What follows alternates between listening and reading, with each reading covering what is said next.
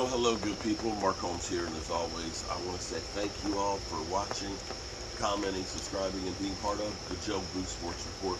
Without you guys, as well as you ladies, you know that this literally does not work.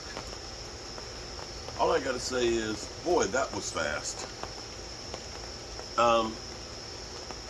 We figured from the time that it's actually raining out here a little bit, but like the mailman, neither rain, sleet, or snow will keep me from my appointed duties. So let me get through this and get this done quickly. We figured that with the flirtation with Sean Payton, and Sean Payton, of course, leaving the New Orleans Saints, and of course Jerry originally kind of playing the games that he did with Mike McCarthy, that we knew that Sean Payton, as soon as the Cowboys had a bad performance, that people would start talking about Sean Payton. And we didn't even get through the first preseason game before people are already starting to call for Sean Payton. Hang on for a second, guys. Hold.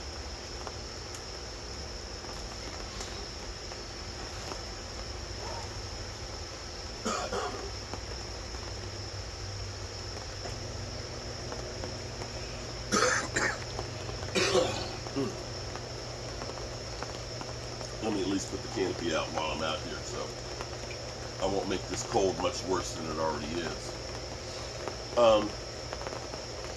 We knew that the calls for Sean Payton to replace Mike McCarthy would start, but I thought we'd at least wait till we got to the season before it happened.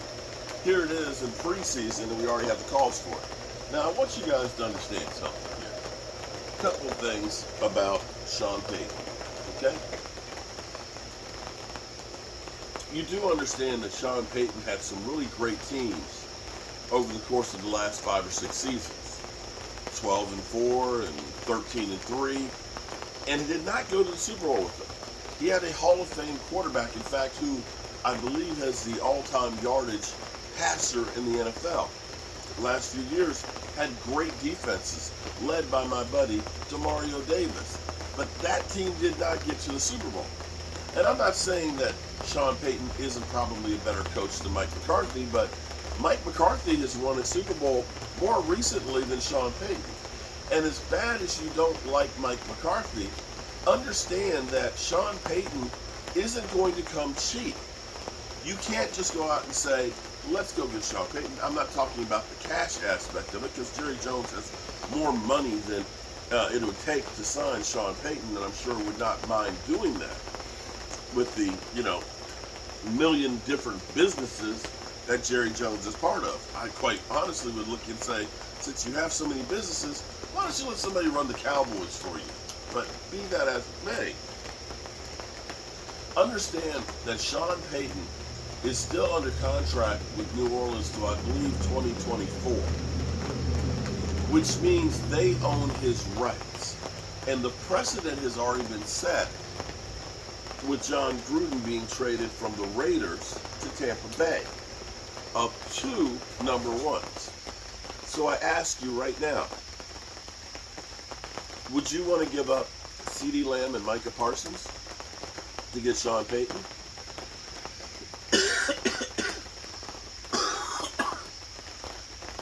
In essence, that's what you're talking about. 2 number 1 draft picks. Now, one thing you can say about the Cowboys, there's a lot of bad things you can say about the Cowboys. They usually do good with those number 1 picks. The only reason the Cowboys are relevant is because of the number 1 picks. The Eagles, they suck at number 1 picks. So those guys giving away them, it's no big deal. It doesn't hurt them. They don't build the roster with number 1 picks. We, on the other hand, that's where we get our bread and butter from. Seriously. So no, we can't give up number 1 picks. And the second part of that is, I don't know that Stephen Jones and Will McClay want to give up their duties to Sean Payton, and if it would even work. We as Cowboy fans, unfortunately, always want something different than what we have.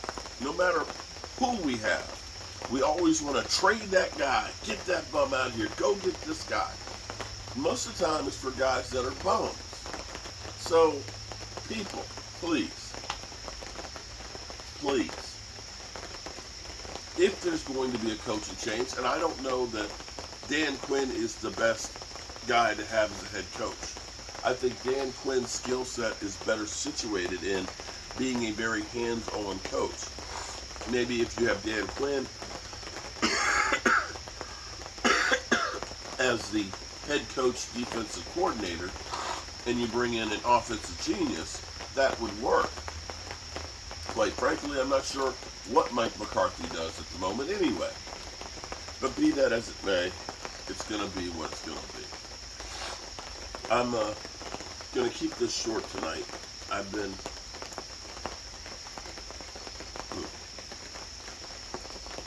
having a heavy heart today.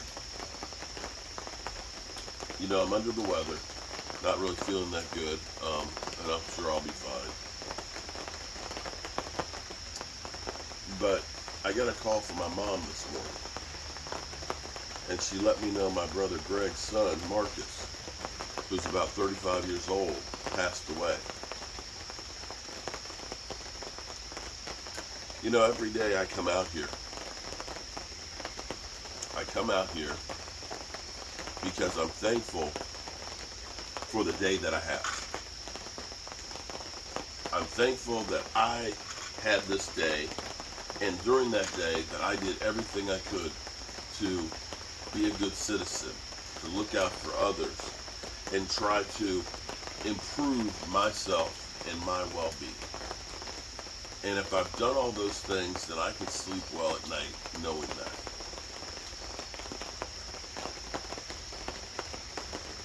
I don't know what it was like. I can't remember what it was like before I started doing social media.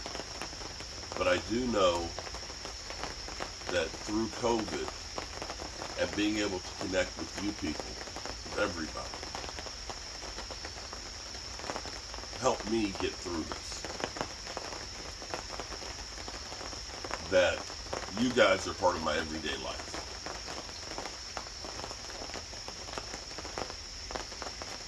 When you get to be my age, I'm 56, soon to be 57, you know that there's less days in front of you than are behind you.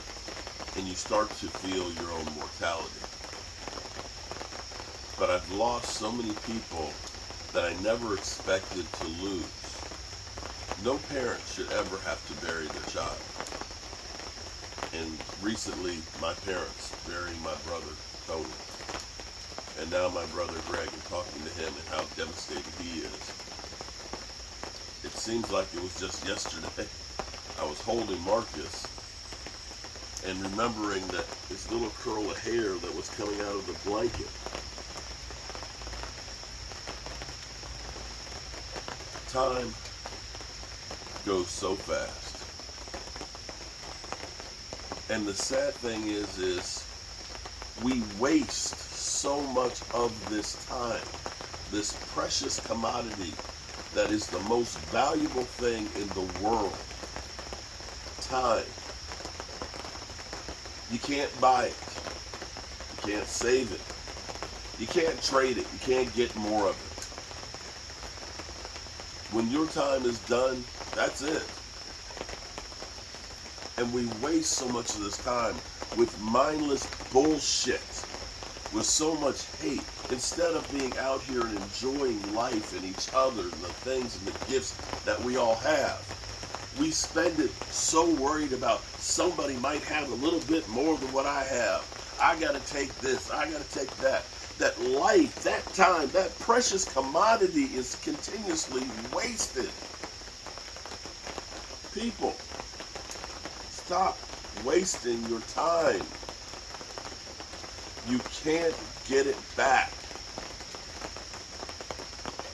I always tell you guys, every night, tell the people you love them.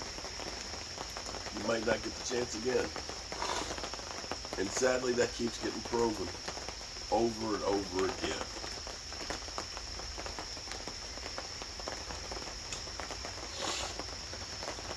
I love you guys.